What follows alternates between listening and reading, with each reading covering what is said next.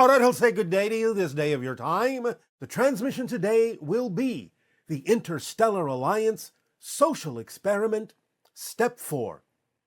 Again, as a reminder, all of these steps, if you are willing to participate, need to be done in continuation at the same time, all of them, according to the timing that we have delivered. The idea today is about identity. Many people on your planet now are talking all about the idea of identity. How do you identify? I identify as this. I identify as that. Well, it's also time to start identifying as a member of the Interstellar Alliance if you are participating in this social experiment. Therefore, in the way that most people on your planet have done this in terms of identifying themselves, we present you with an Interstellar Alliance ID card. Now, this idea is not necessarily to be used only. You have already in your possession different forms of identification cards. You have straight ID cards, you have your driver's licenses, you have your credit cards. You have many forms of identification that you are often asked to provide, that is requested by different authorities for a variety of purposes on your planet. And we are not suggesting that you use the Interstellar Alliance ID card only.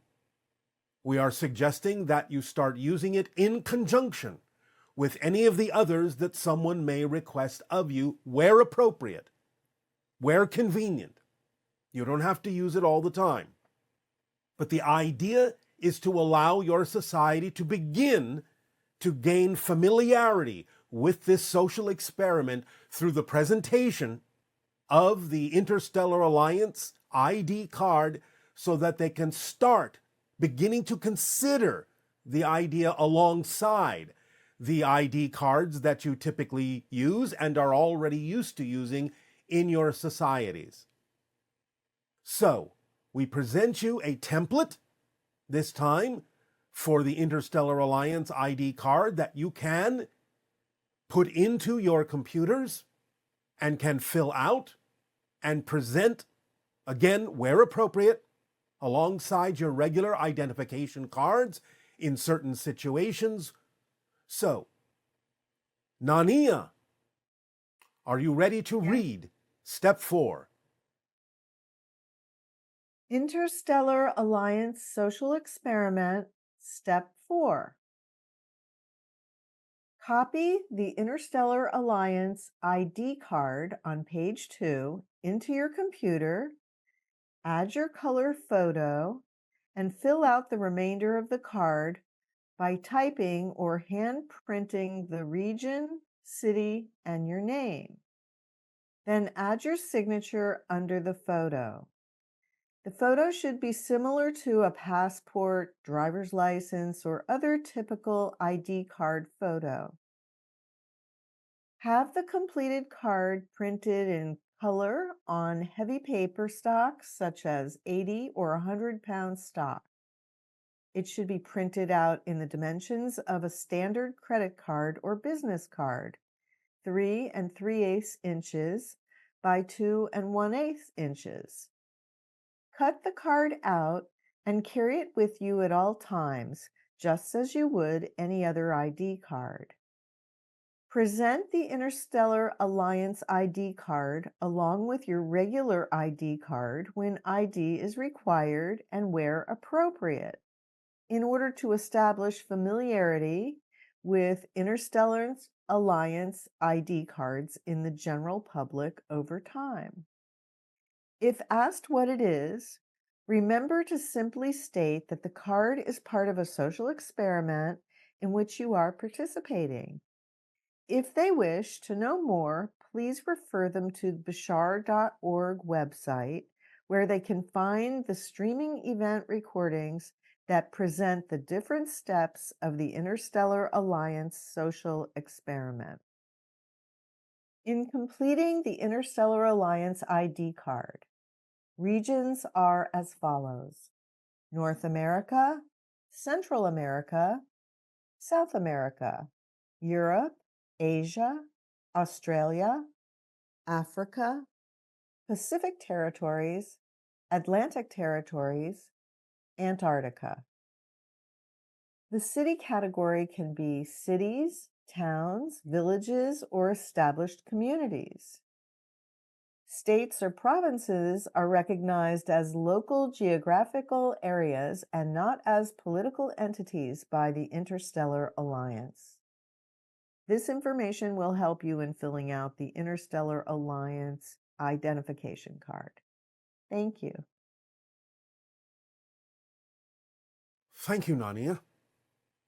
So, the idea is to begin breaking down some of the borders between certain kinds of political distinctions, starting to expand and broaden the idea of the different regions on your planet, more geographically than politically, and to start understanding that you are a citizen of the Earth, as well as a citizen of the Interstellar Alliance, to start thinking more globally.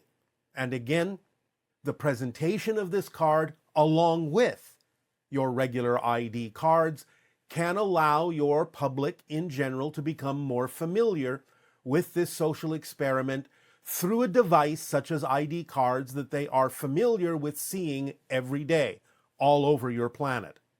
So if you present them where appropriate in conjunction with the other ID cards, just as a presentation, you can pique other people's curiosity about it. You can, in that way, get them to start researching what this is all about and deciding whether or not to join this social experiment if they think it would be fun. Again, stressing that this is a social experiment. It is not meant to usurp anything on your planet, to replace anything on your planet in anyone's mind, but to join with it, to be in addition to it, so that the changeover, shall we say, from one particular political perspective, the one that you have been using for thousands of years, can shift to a more global perspective, a more interstellar perspective, and allow humanity, at whatever pace you are comfortable with participating in, to become Homo Galacticus. So we thank you for those who are willing to participate in this fun experiment, this part of the social experiment, and we encourage you to use it in a playful way, to keep it light, and to remember to follow the other steps as well at the same time. We will be taking a break from the steps next time and delivering a different bit of information to all of you so that you can take the time to absorb the first 4 steps before we continue on to the 5th step and beyond. So, we will be giving you more information about the relationship between the physical mind, the soul, and the oversoul, so that you can gain a different perspective of the relationship between those 3 levels of consciousness and how it relates to your experience of physical reality and your experience of space and time. After that, we will continue to deliver additional steps, taking breaks along the way where appropriate, again to give you time to absorb the information and come to terms with exactly how involved you wish to be in this social experiment, and allow your vibrational frequency to change over time at a rate and a pace that is comfortable for you if you have decided to participate.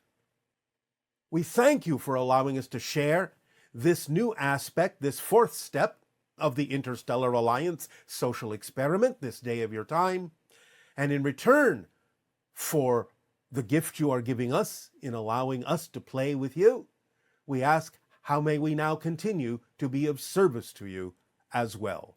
Please begin with your questions and your dialogues if you wish. Hi, Bashar. Thank you for everything. I would love for you to clarify where is the point of contact between the realities of pain and suffering, let's say lower vibrationally, realities with consciousness in it, and higher vibrational truth and messages and beings that want to help. If they are not a vibrational match, they will not be able to receive them. So my question is, if I am doing acts of service, acts of help, or whatever that is, it might be that I'm just raising my vibration by doing so, and I'm just shifting myself to a more pleasant reality, that pain and suffering is not there as much, but I did nothing to the frame, to the reality that pain and suffering still is, and beings that are in a vicious circle of negative beliefs about themselves and the world that are getting mirrored back to them over and over again, reinforcing it. Those messages, this help, doesn't even reach them because maybe they're not a match for it. So where is that point of contact? What can we do? How does it work? Thank you. You don't necessarily have the capability of doing what needs to be done, but their soul does. And very often the point of contact is what comes down to the term you call shock.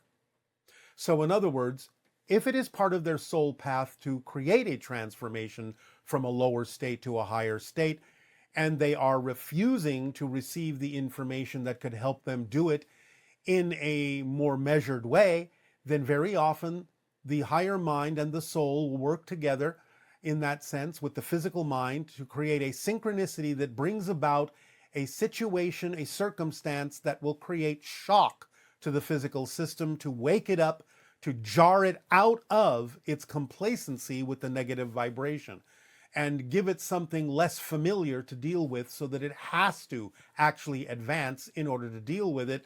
Or if it doesn't deal with it, it would simply transition back to spirit. In other words, it would die. So the idea is that death itself, the transition from physical to non-physical reality, or surprise or shock or life-threatening situations, can very often be what's required as the contact point, which is why you hear now so many experiences that you call near-death experiences, where the people will die, they will go into spirit, and from that experience they will completely realign and rearrange themselves when they come back to physical reality focus in ways that will give them a chance to experience life in a very different way. So it is about the idea of surprise, shock, and death that is usually the transformation point for them to jar them out of a negative vibration when nothing else will do it.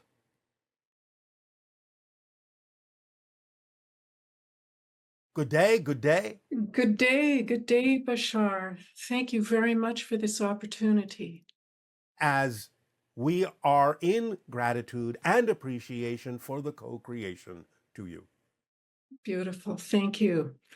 It is my understanding that you are the future self of Darryl. Is that correct? From one perspective, but we are autonomous beings existing simultaneously in the timelessness of existence. Okay. I work as a healer, a counselor, and I have beings that have helped me over the years, Yes. Arcturian and Andromedan now. And I'm wondering, would these be future selves of myself? Some of them can be. Again, remember that the term future self really means beings that exist in a parallel reality that simultaneously exists with yours. So it's the connections that you may make to them that would allow you the perspective from your linear point of view that they may be quote unquote future selves that you can use as templates to allow your vibration to grow in that direction and become your version of them in your reality. And more technically speaking, that is what is meant by future self. That you become your version of something in a parallel reality that you deem to be in some way, shape, or form more advanced, and therefore can absorb and match the frequency of such, creating a future self in your own timeline, a future version of you that is more in alignment with the being that you are making an energetic connection to in a parallel reality. Fascinating. Then, as we expand our consciousness as healers, we expand our awareness, our consciousness, then I suppose this would mean that different beings would come in then. Yes. As Yes. necessary, you are, let's say, plugging into and unplugging from beings all the time in terms of what information you need to download, what information you need to access. So those that are of a level or a skill or a penchant to provide certain information will be the ones that you automatically and synchronistically plug into when you need it, and you will unplug so that someone else may come in and plug in when you need something different. It's an ongoing dynamic exchange that is constantly shifting and changing as necessary. That's beautiful. Yes. Would you say that, you know, with my clients, I've noticed that some of them are more open to energetic healing and activations than others. Yes. And one of the criteria or observations that I've made is that those that are experiencing and acknowledging the mystical experience that we have here in the third density as being an indication of somebody who is maybe opening up, you know, they're opening up to the suggestion that that they are multifaceted beings and that we are of the one consciousness, you know, removing us, I guess, away from separation consciousness is what I'm trying to say, and into Yes. the unity consciousness. Yes. Would there be another indication? Well, there can be many indications. People can become more psychic, more telepathic. They can start extending their senses to see things that were heretofore invisible to them, because there are beings around you and realities around you all the time that are invisible to most of you. So beginning to perceive different things, spirit beings, the idea of different forms of energy that you couldn't see before, sometimes even the idea of extraterrestrials, extradimensionals, what you call our craft, UFOs, UAPs, starting to see these things more and more around you because they are around you all the time, is another indication of the expansion of consciousness and the unification principle. Now, this is not at the cost of your individuality. It is actually the strengthening of your individuality. Because as we have said, unification is not the product of homogenization and everyone being the same. It's the product of the validation of all of the unique differences between you. So it is that the differences become more compatible with one another, more expressive in a unifying way, and thus allowing expansion for everyone to be the puzzle piece they are that fits into the big picture and creates the whole picture that supports all the pieces. Beautiful, thank you. Yes. I feel like there is more that I can do, and I guess it's what you call follow the plan, follow the formula. Yes. So that if when I am guided or passionately guided to offer something, I guess I would just follow that passion. Yes, but remember, what someone else does with what you're sharing is none of your business. So you cannot have the Yes. insistence or expectation that they actually have to get what you think they should get out of it. You have to let them decide what it is they're getting out of it. Even if it appears that they're getting nothing, they're still getting something. So you have to let it be what it is, because you don't know what their path is, and you don't know when, where, or how they need to pay attention, if at all, to what it is you're sharing. But at least you're giving them the option and the opportunity, so that maybe somewhere down the line, in the years to come, they may remember what you shared, and it may become of use to them at that time when they're ready for it. So you have to let the timing and the acceptance and the acknowledgement and the effect be in their hands, knowing that what you have shared is all you can do, because you've given them the option to use it, but you have also allowed them the freedom to decide whether or not to use it. Right. Excellent. Thank you. Yes. I have just one more question. There's a curious sort of personality that comes and goes, it seems, in this world. Intriguing. Saint Germain. Yes. I don't know if you've spoken about him before. It is an But archetypal energy. It is part of the collective consciousness that comes to those who are oriented according to that frequency. And therefore, it is see. available to those who are willing to tap in for whatever the idea of that particular archetypal consciousness represents to them.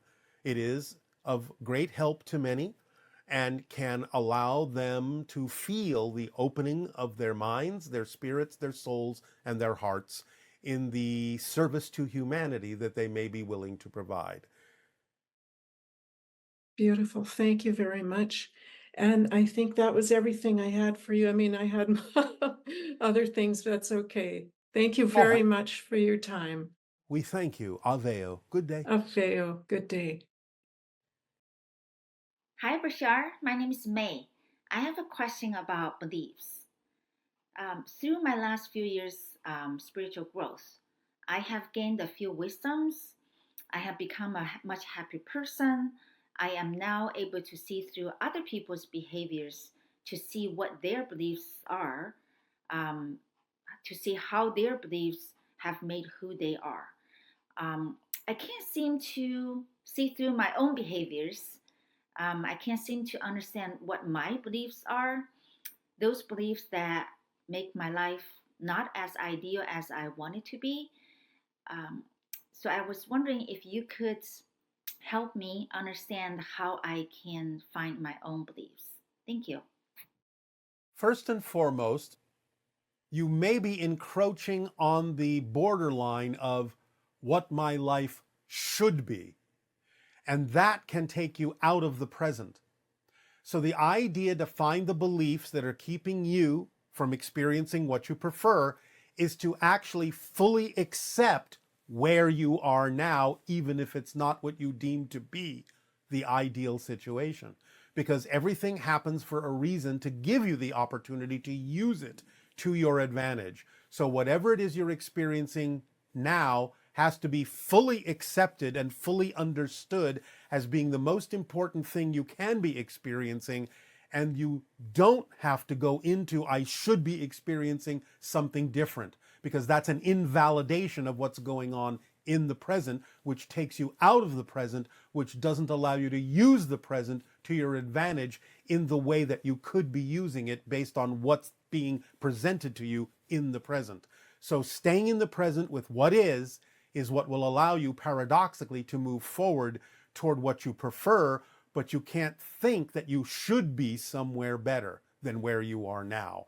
Where you are now has to be the best possible thing it could possibly be, because it contains everything you need to become more, but you have to accept yourself for where you are in the moment. Hi, Good day. hi, Good day. Bashar. Good day.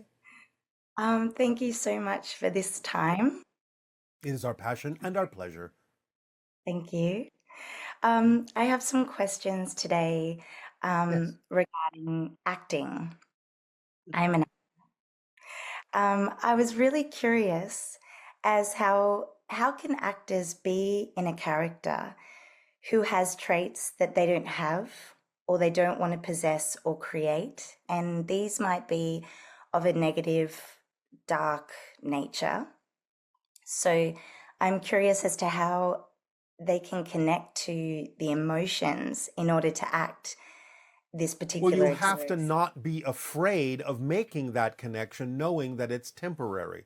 You're plugging into a parallel reality version of yourself that may be experiencing that negativity as part of their soul's path for a variety of purposes and reasons that can ultimately be used for their soul's growth. So you have to understand that you're plugging into something that's not your soul's path in this timeline, but you're willing to make that connection to bring it through to be of service to others in playing a part and allowing yourself to experience what the parallel reality version is experiencing, knowing that it's only a temporary presentation because it's not necessarily part of your soul's path here, but it is part of their soul's path in their timeline, in their parallel reality. So you don't have to worry about it rubbing off on you unless you choose to match that vibration for yourself on this particular timeline. Does that help you? Yes, thank you, Bashar.